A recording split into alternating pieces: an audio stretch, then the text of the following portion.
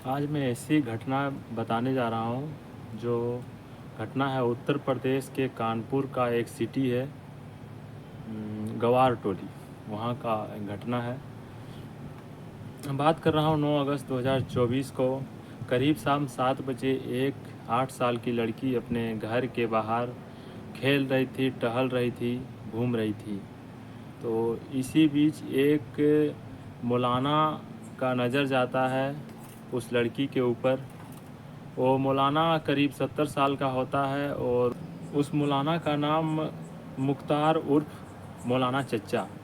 मोहल्ले के लोग उसको चच्चा के ही नाम से बोलता है। हालांकि वो मौलाना नहीं होता है, क्योंकि वो सुबह शाम मस्जिद में नमाज़ पढ़ने के लिए जाते हैं, तो इसी कारण से उसे मौलाना बोला जाता था।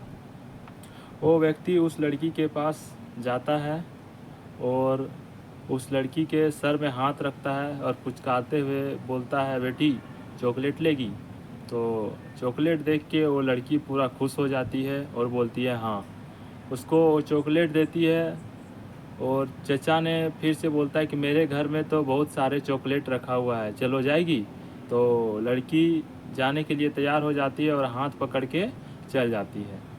लड़की जाने के बाद जैसे ही घर के अंदर जाता है और वो चचा ने अंदर से दरवाज़ा बंद कर देता है और बंद करने के बाद उस लड़की के पहले तो सारे अपने कपड़े उतार देते हैं, उसके बाद फिर लड़की के सारे जितने कपड़े पहने रहते हैं वो उतार देते हैं।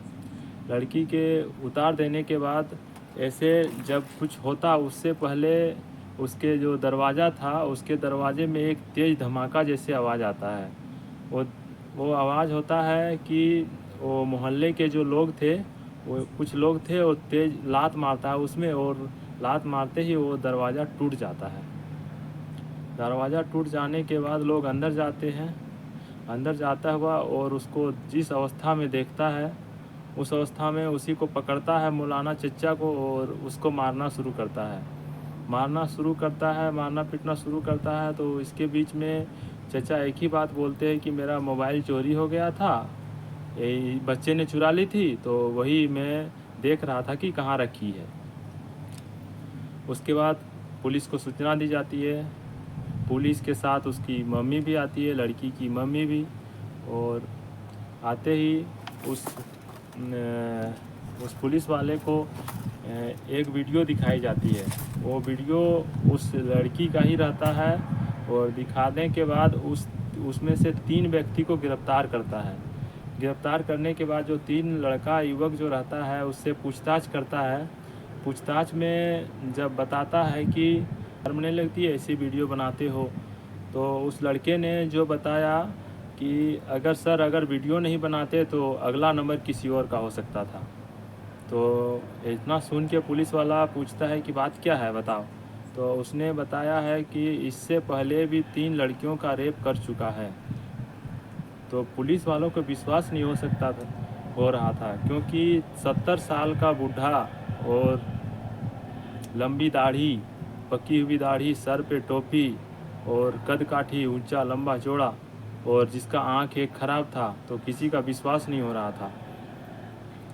तो लड़के ने बोला कि अगर वीडियो नहीं बनाते तो अगला नंबर किसी और का हो सकता था। इतना सुनते ही पुलिस पूछता है, इधर इतना हो रहा था, उधर मौलाना जो था वो भाग चुका था और भाग चुका था। इसके बाद पुलिस ने इसे जिस तरह 3 लड़कियों का रेप के बारे में सुनते ही 5 टीम अलग 5 टीम की गठन की गई और 5 टीम जांच पड़ताल में जुट गई।